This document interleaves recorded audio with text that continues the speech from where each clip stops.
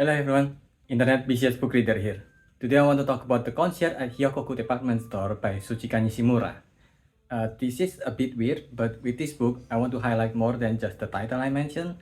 I also want to highlight the artist, Tsuchika Nishimura. She is one of the few artists in Japan that doesn't follow the current mainstream style that is used in manga or even manhwa at this point in time, but she's closer to comic that inspired Osamu Tezuka. I'm not an art expert, just some guy who read books and talk about it online, so this is purely just my opinion. But I've always find Tsuchika's artwork to be charming in ways that mainstream manga art style just don't have. It's like watching classic cartoon art like Bendy and the Ink Machine or Cuphead that I hope I can stream one of these days. A big part of why I want to talk about the concierge at Hyokoku Department Store was also because of this art style that exudes those nostalgic charms. The book starts with our main character Akino introducing herself and introducing the place where she works, a department store where all kind of animals is the customers. Since they are all kind of animals, they come in different sizes. Combined with the fact that Akino is a klutz, she immediately made a series of mistakes that made her deflated. But she is working at Hyokoku department store now, a store that is supposed to give joy to the customer. In real life, this often comes at the sanity of the worker in Japan's service industry because they can fight back bullies, resulting in great manga like Tsuyoshi to be made. But this is a magical realism world where the customer are talking animal, so it's not that big of a deal. If you watch Pokemon Concierge, you know what I'm talking about. If you haven't, go give it a watch if you need to cool down. Akino then got told by her coworker to smile, but as soon as that pep talk, she made another mistake thinking that an opossum carrying her children was carrying some luggage, so she got deflated again. The floor manager that is watching from such a weird spot also told her to be careful and gave her some subtle hint. And after a while, she figured out to lower herself and see the boy on the animal's eye level, which are more lower than her, and found someone who needed help. It's a ferret who is trying to entertain his client. An owl who is currently too busy buying things for his wife that he didn't pay any attention at all to the ferret. The owl is the laughing owl that has been extinct in New Zealand. Thankfully, after Akino finished observing the couple of owls, she had some idea on how to help the ferret, so everything went well with the ferret and the old tables. The next day, Akino made another mistake because she reprimands a peacock peacocking on another peacock is in the guest area too harshly, a no-no in service industry. She also yawned, also another no-no in the service industry. After getting another scolding, she then helped a father-daughter seeming, another extinct species, so they could reunite after a long time not seeing each other and offer gifts that are meaningful to each other. Seeming's fur was considered as luxury item for the bourgeoisie and they hunted them to extinction, so despite being told by a coworker that she's putting too much attention to the extinct animal and not the other customer, Akino can't help but want them to have the best experience they could have at the department store. The next day, Akino finally had the chance to start her training at the restaurant service.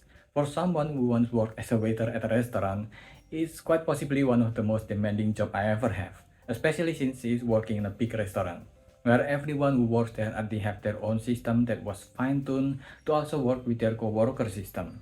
After working for a while, she was given a task to talk to a wolf who sits alone and looks dejected. There was a ring bug and he has only been drinking wine, so there is a high chance that the date he wants to propose to stood him up.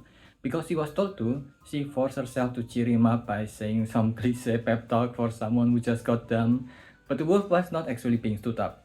He is just canvassing that spot for where he will eventually propose. He just looks dejected because he's anxious that he will get rejected when he proposes. It's another one of those romance tropes where instead of having a serious talk with your partner about what you do once in life, you talk to a stranger instead, which is never not dumb. But Akino decided to promise that the restaurant will help, so after that she asked for the restaurant worker to help her fulfill her promise. The wolf, if you've guessed it, is also an extinct species. It is of course the Japanese wolf. And that's why they all work hard to make sure that the wolf can propose to his girlfriend successfully. And with that, Akino finished her training at the restaurant and the cute couple thanked her when they finished their stay there. The next day, the floor manager is on a holiday, one of Akino's coworkers goes out for a bit to help a cheetah that needed help with her wheelchair, and the other coworker Iwase was busy helping some meerkats, so Akino was left alone in the lobby, but she saw a seal that looked so lost, so she went over to help her. She is a Caribbean monk seal, and you've guessed it, another extinct species that was all hunted because they have a blubber in their fur that can be used as machine oil. Akino followed her everywhere because she keeps asking for her, and unfortunately for Akino, she is one of those unreasonably spoiled guests who took the customer is king too literally and treat others as peasants who should do whatever she wanted. The seal was eventually kicked out of the department store by Akino Sr. Thankfully, at least what Akino has done so far for the seal is not useless. She managed to help another customer, that is a stellar albatross, a species that was once extinct because of their pretty feather, but effort of rediscovering their species and protecting them is successful, and now their status has increased from extinct to threatened and then to vulnerable. After that, her coworker treats Akino to a cake to cheer her up. Speaking of extinct animal, the next day she is helping a mammoth. He is Wally, an artist that is having his solo exhibition in the store. The work was dedicated to his late wife and the show is going well with many of his fans came over to view his work. Unfortunately, because of their choice on how to display the art, the crowd became a tangled mess and a guest tripped and bumped one of the sculptures down and broke it. Wally's manager, of course, wanted to punish the guest who broke the statue, and despite not being able to help, Akino wanted to stay with the guest. But her floor manager managed to kick her out of the room where she got to talk to Wally. Wally's wife always loved the store, and he never understood why. After talking to Akino though, Wally decided not to punish the guest because that's not the point of his art. The guest who broke it still feel guilty, and with Akino's help, he managed to return Wally's smile for a bit with a gift of a pair of cake of Wally and his wife. The art showroom continued with a new statue that Akino is not aware yet. The next day, Akino helped another extinct species, the Barbary lion, who wanted to find a discontinued perfume product with the help of a retired concierge. After that, Akino had to start her training to do in-store announcement. And while doing that, she helped a dodo bird who was scammed out of his own store by a partner who offers him to capitalize his store further by expanding it. But the expansion lowered the quality of his puff cream to below his standard, and when he wanted to get the store back, he was kicked out instead. Dodo might be one of the most famous extinct species.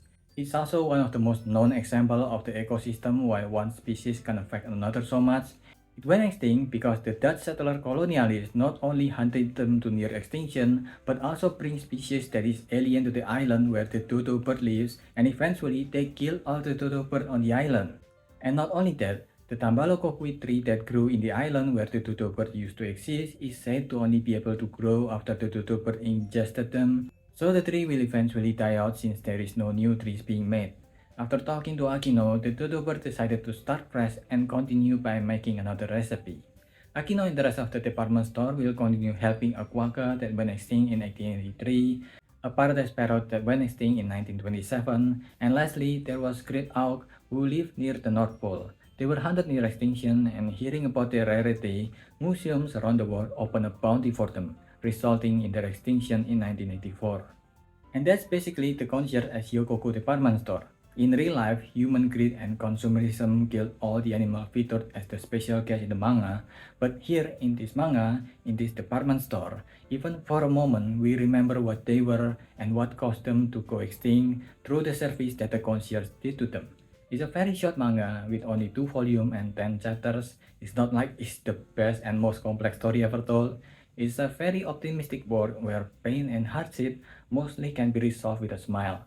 But now, more than ever, where it is so obvious that there is a large part of the world that is lost and hurting and decided to hurt others since that's the only emotion that they have learned so far in life, once in a while, stories like this, the genre of isekai that can give you a much needed moment for peace and calm, can be very helpful.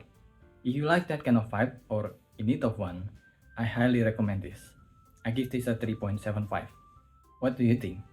Let me know if I miss anything, so leave your thoughts in the comment below and subscribe to the channel. That's about it. See ya.